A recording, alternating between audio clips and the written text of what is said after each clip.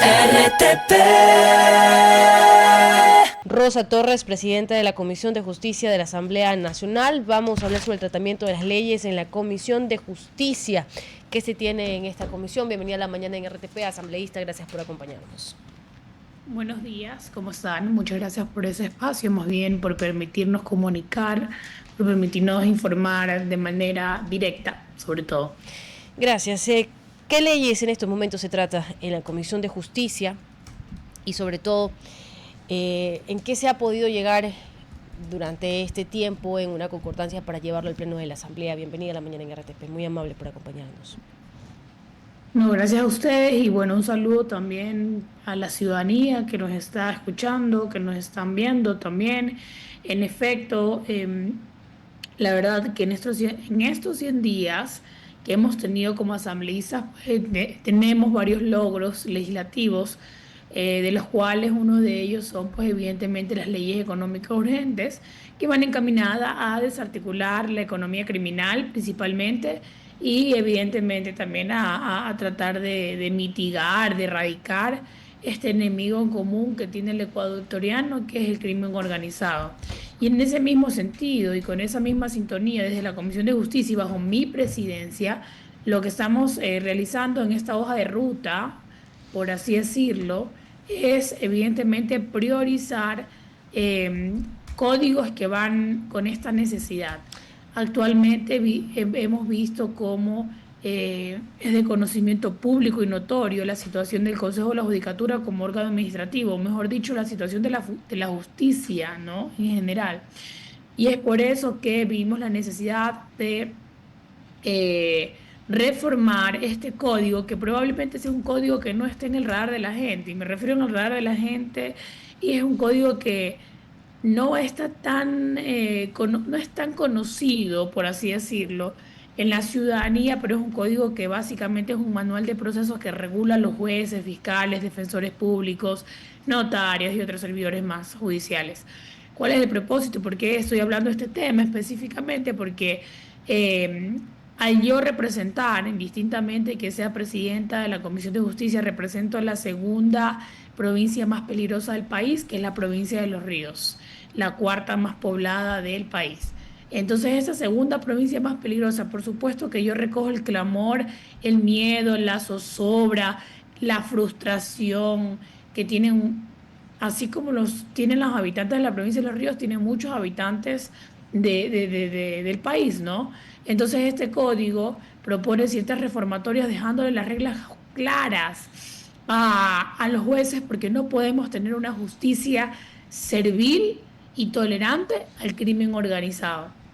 Entre esas de las reformas al Código Orgánico de la Función Judicial, que propone, por ejemplo, este blindaje ético a la función judicial, que hemos perdido lo más básico, que es la ética judicial, ¿no? Así que se está implementando dentro de esas sugerencias, que dicho sea de paso, la ingresé como asambleísta, esta reformatoria, y el propósito básicamente es hacer un control riguroso a los jueces y a los servidores judiciales, que lamentablemente vemos que muchos de ellos o algunos de ellos están siendo captados por el crimen organizado. Y cuando digo captados es porque a veces coinciden en un juez tres elementos. El primer elemento es que tienen crecimientos en sus cuentas bancarias, en su patrimonio, que no pueden justificar. El segundo elemento es que emiten sentencias o fallos o cualquier otra actuación judicial es muy sospechosa, dándole medidas sustitutivas a un alias el descuartizador, por ejemplo, casos así que son casos reales de la provincia de Los Ríos.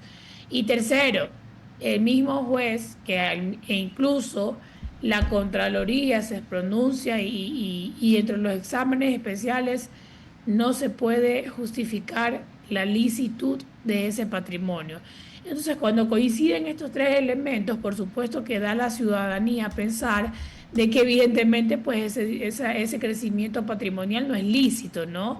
Y mucho más pues si vemos que coinciden que le dan una medida sustitutiva o le dan alguna dictamen abstentivo a un alias yo le insisto, como el caso de Los Ríos, un alias descuartizador, que yo creo que el alias lo dice todo y el antecedente también. Sí, pero asambleísta, hay algunas cosas que tratar. Primero, la legislación vigente en el Ecuador para la prisión preventiva solamente toma en cuenta el riesgo de fuga, no toma en cuenta la peligrosidad de la persona. Entonces no deberíamos castigar a un juez por hacer lo que lamentablemente la ley le permite y no irse más allá. Y muchas veces los jueces insisten, o bueno, los abogados que trabajan en derecho penal y que tratan con los jueces dicen, a veces el juez no puede hacer más porque el fiscal no procede de manera correcta. A veces el fiscal no pide la prisión preventiva porque el parte policial que le entregan no lo puede leer nadie porque no está escrito en castellano.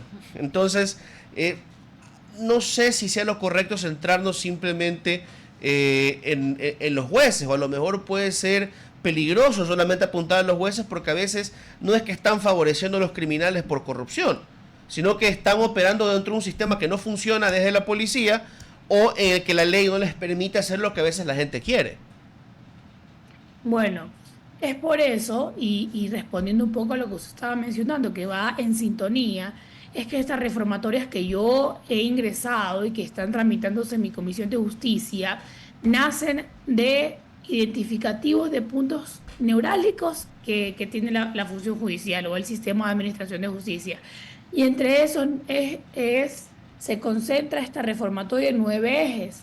Uno de los ejes es el blindaje ético, que para mí es lo más importante. ¿Por qué? Porque hemos visto que incluso este blindaje ético está direccionado para los jueces anticorrupción. Usted sabía que actualmente ya hay un juez, la unidad anticorrupción es creada hace máximo 2 años. Y ya tienen algunos jueces que están... Una unidad relativamente nueva que es creada procesados para llevar estos casos tan sensibles y tan mediáticos en el país.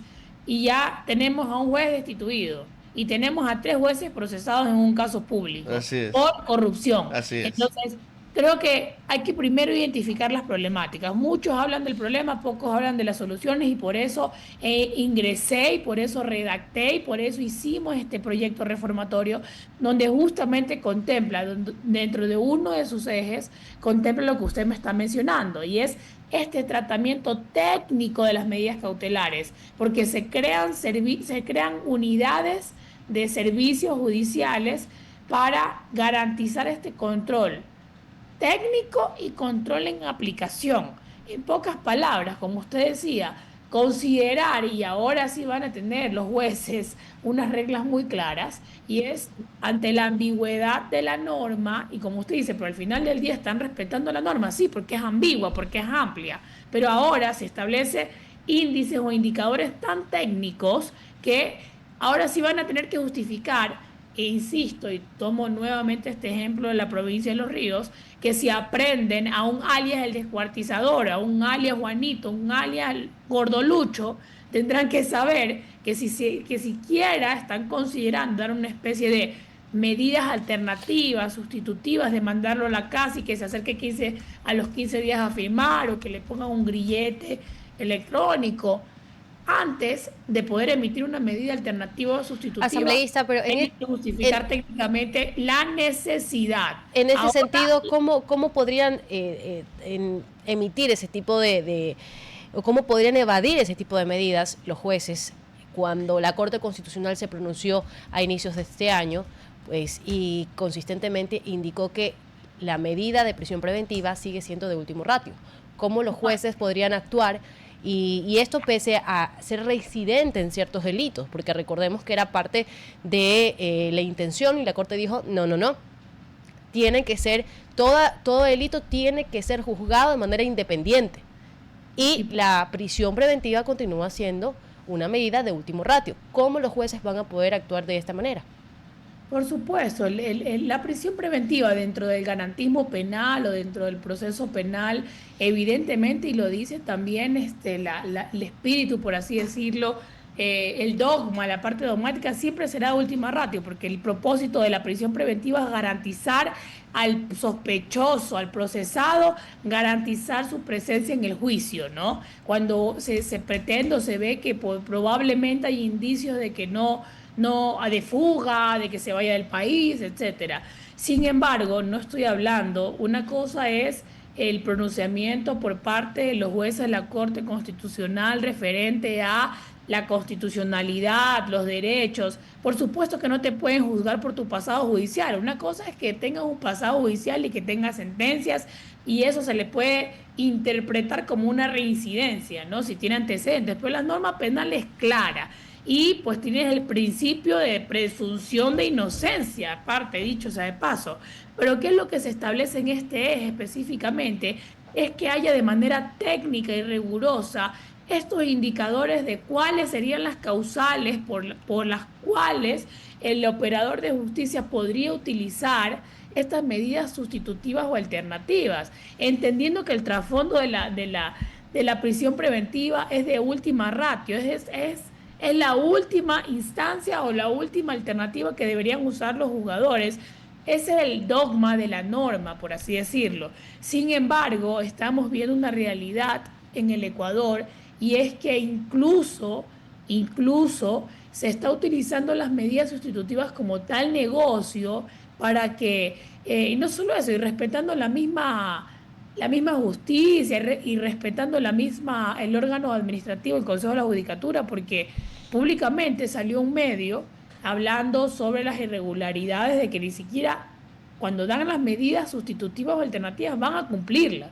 O sea, hay un caso que tuvimos y que lo tuve en mi comisión, donde la irregularidad es tan grande que a quien le habían conminado a que se acerque como medida sustitutiva, que se acerque cada 15 días, mandaba a su secretario, ni siquiera firmaba él. Esa es la realidad que está viviendo el Consejo de la Judicatura. Entonces nosotros no podemos taparnos los ojos evitando o redireccionando la mirada hacia otro lado cuando tenemos que solucionar problemas de fondo.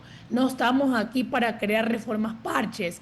Por eso este Código Orgánico de la Función Judicial, si ustedes lo pueden leer, es un código que realmente abarca todo y está encaminado a reestructurar y reformar más del 50% del código. Son más de 160 artículos que hablan sobre el control ético a través de los polígrafos, desde el control patrimonial a través de la creación de un sistema, desde la integración de un sistema de jurados en las unidades especiales, desde establecer reglas claras para las medidas sustitutivas, desde normar los concursos para jueces nacionales y jueces de las unidades judiciales, desde transformar la plataforma digital, que es una plataforma que no se la ha cambiado por más de 2 décadas, una plataforma que tiene todos los insumos y todos los datos de todos los ecuatorianos que tienen procesos judiciales en el Ecuador. Asambleísta. Una plataforma obsoleta. Entonces, esta reformatoria realmente es una reformatoria que tiene un espectro tan amplio que plantea hacer esta reingeniería y esta reestructuración al sistema de la administración de justicia. En el artículo 7 del proyecto de ley que usted presenta, se cambia el perfil obligatorio para quienes postulen a concursos públicos de mérito y de oposición para la función judicial. Y entonces requisitos ponen, por ejemplo, en la idoneidad ética, profesional e imparcialidad, no haber sido sancionados administrativamente ni tener antecedentes penales o disciplinarios relacionados con deshonestidad, violencia, discriminación o abuso de funciones, no mantener relaciones familiares, económicas o laborales con miembros del órgano de selección o autoridades del Consejo de la Judicatura, Fiscalía o Defensoría. Pero a mí me llama la atención lo amplio que es esto. Por ejemplo, ¿qué es un delito o un antecedente penal relacionado a la deshonestidad específicamente? ¿Dónde se acaba la deshonestidad? ¿Dónde hay un comportamiento que puede ser penado que no te vuelva deshonesto?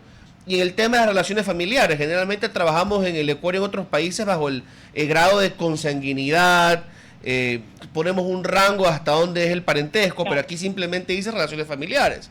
Entonces fácilmente alguien puede ir y decir, pero es que es primo segundo o primo tercero de algún funcionario de la Judicatura o de la Fiscalía. Entonces, ¿no cree que hace falta quizá ser un poco más detallista en estos requisitos que usted plantea?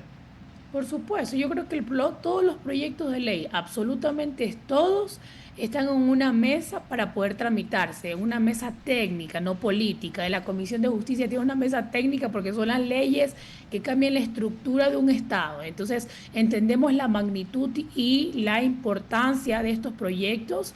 Evidentemente, por eso forman parte del tratamiento, porque toda ley es perfectible y cuando pasa en una comisión es para eso, para robustecerla, para alimentarla, para crear mejores versiones. Sin embargo, el trasfondo de esto, ¿cuál es?